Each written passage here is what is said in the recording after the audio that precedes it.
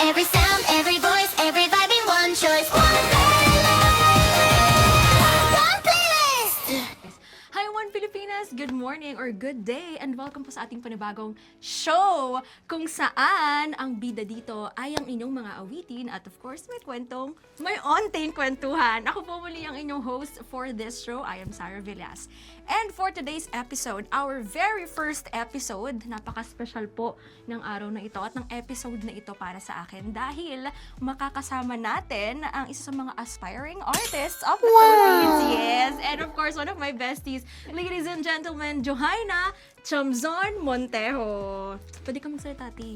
Ay, sorry. Pwede ka magsalita. Charot. Charot. Sige, before anything else, pakilala mo muna ang iyong napakagandang self. Hello everyone. Ako po si Johaina Cristel Montejo. Nakatira Sarap sa po yun. Marikina.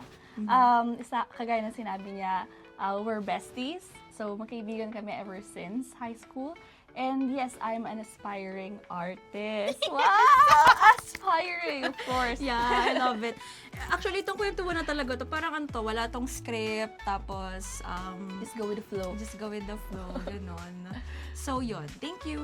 Charot na, joke lang. Tapos na, And then, next. yun lang, because gusto na kasi natin, diba? Gusto natin na, of course, makilala din ng buong Pilipinas yung mga artists natin, diba? Kasi, usually, if you want to be an artist, usually, some people don't have, like, they do have a platform, but it's just that, kung gusto mong mas agad ma-expedite yung exposure mo and all, so, One Pilipinas or One Playlist is really for that. Yes, thank So, you. yun. And yeah, we're Yes. glad to have you here. Siguro, chismisan mo na, charot. Yeah, wait, before. Sorry, I'm also go. glad and thankful for sa inyo for inviting me here, of course. Kagaya ng sinabi mo, you have to expedite all of the platforms. Sorry.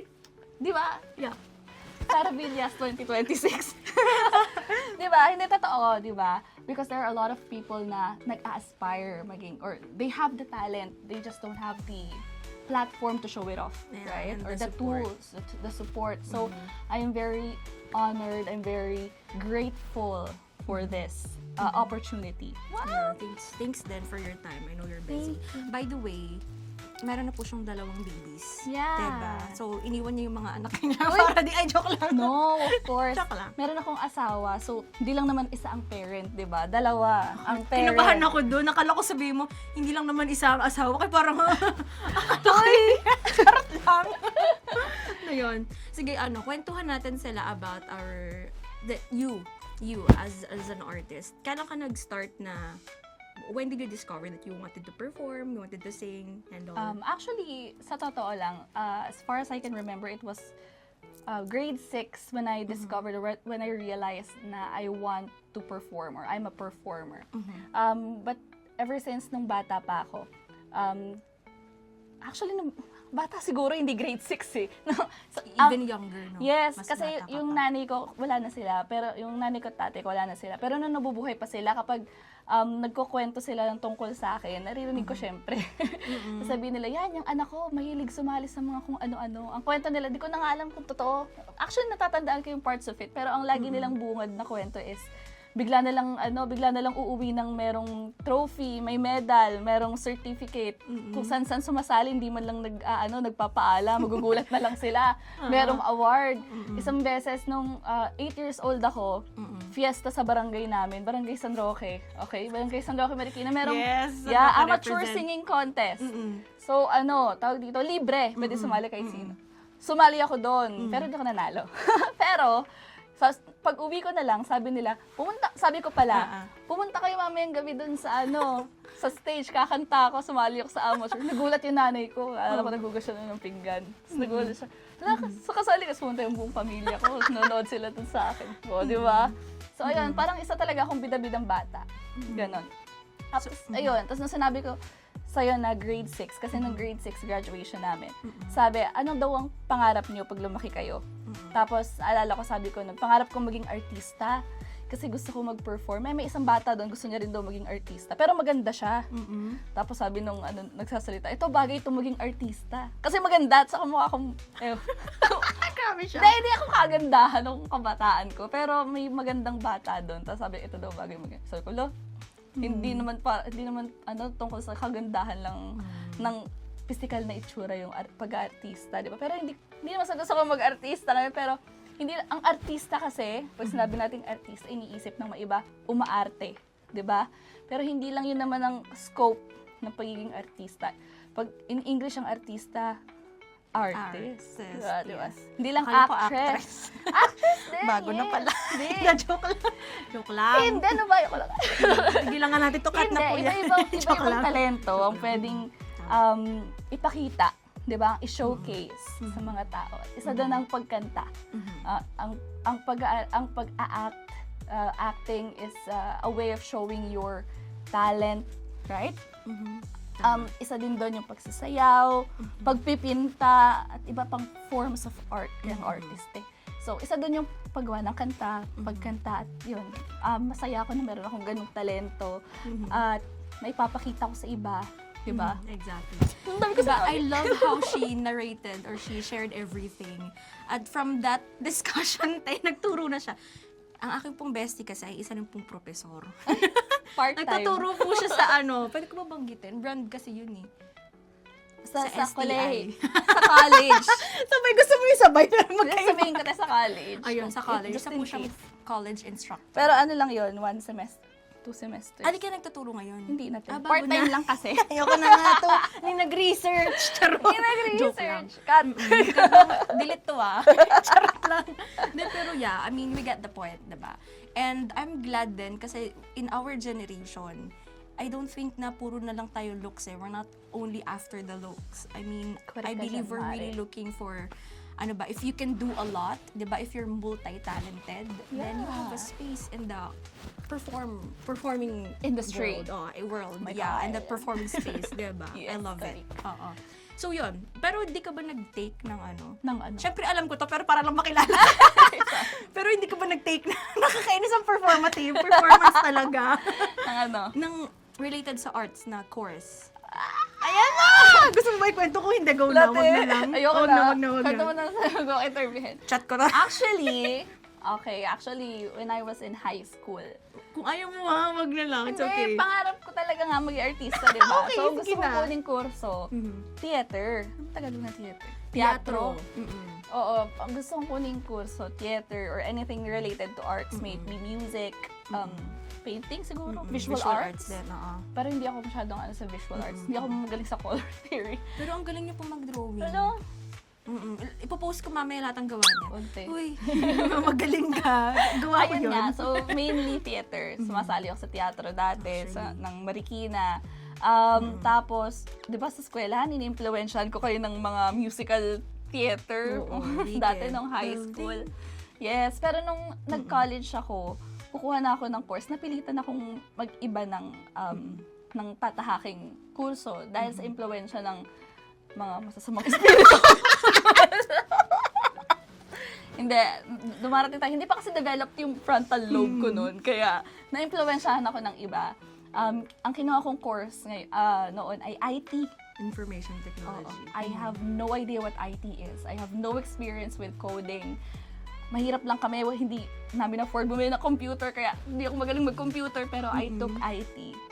And I'm very thankful na doon sa school, kasi it's a computer school na pinag-aralan ko, ang gagaling ng mga instructor. Kaya natuto talaga ako kahit wala akong idea. So, slowly, nag-diminish yung urge ko na mag-perform. Mag-perform. Diba? Hindi naman sa arts in general, pero yung mag-perform.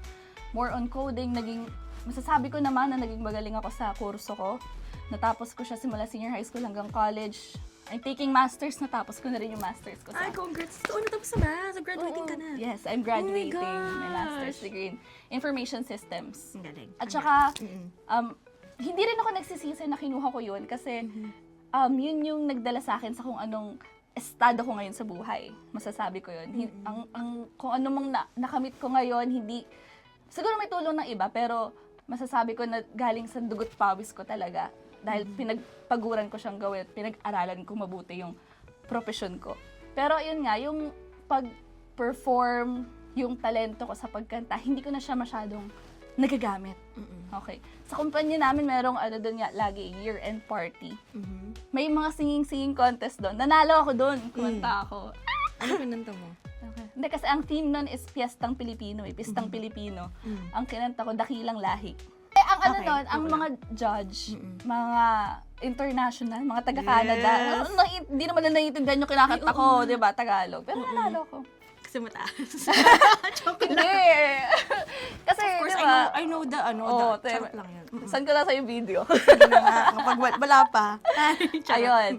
Tapos, ayun. Tapos, simula nung nanalo ako doon, ayun na yung last segment nila, nung tawag nila doon Q-Idol. Yun na yung last segment nila, hindi na nila inulit yung pa-contest. So, ako yung laging kinukuha ng kumpanya namin na mag-perform sa lahat ng events. Tapos, lagi na tinatanong, hindi ka ba kumakanta kung saan?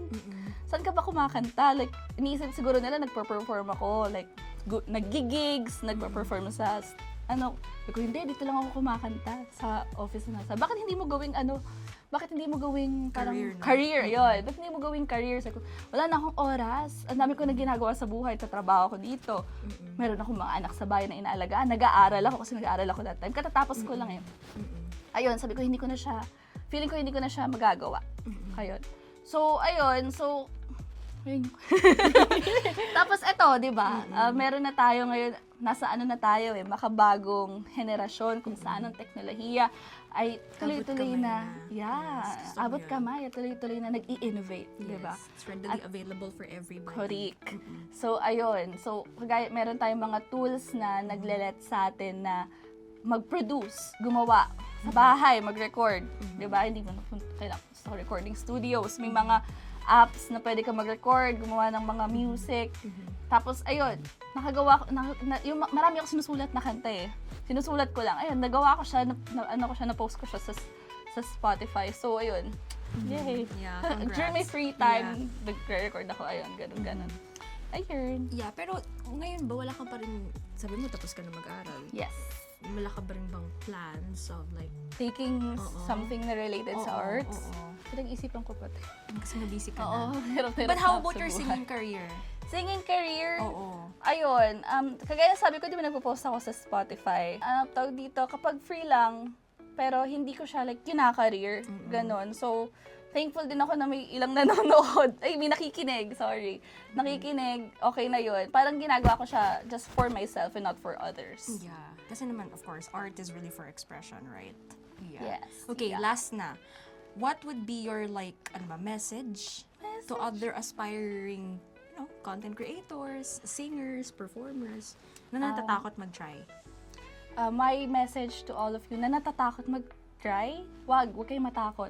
Kasi wala namang mawawala sa inyo eh. 'Di ba? If you try and try, hindi lang sa pagkanta, sa lahat ng opportunities na meron kayo. Yun yung lagi sinasabi sa akin ng nanay ko na you have to take every opportunity that comes your way. Walang masasayang sa'yo, pero kapag nawala yung opportunity na yun, yun yung masasayang. Ano bang mawawala sa'yo? Oras? Effort? 'Di ba? Pero at least you tried. You gain experience through trying. 'Di ba? Kapag nagkakamali, hindi mo naman matututunang ma-perfect yung isang bagay nang hindi mo nasusubukang gawin kung hindi ka nagkakamali. Kaya, for all of you that are aspiring to be musicians, composers, singers, just do what you can, okay? It will be great, it will be awesome, and magandang bagay kung may tutulong sa inyo, may magsusuporta sa inyo, lalo ng mga kaibigan, pamilya, okay yun. Pero kahit wala, okay lang yun. Basta kayo naniniwala kayo sa sarili nyo na kaya nyo siyang gawin.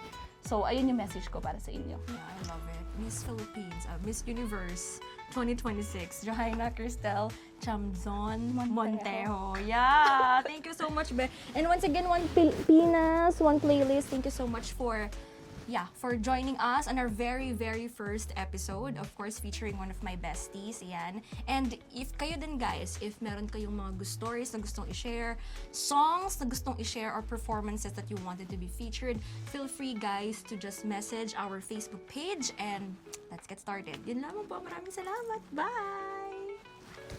Every sound, every voice, every vibe in one choice. One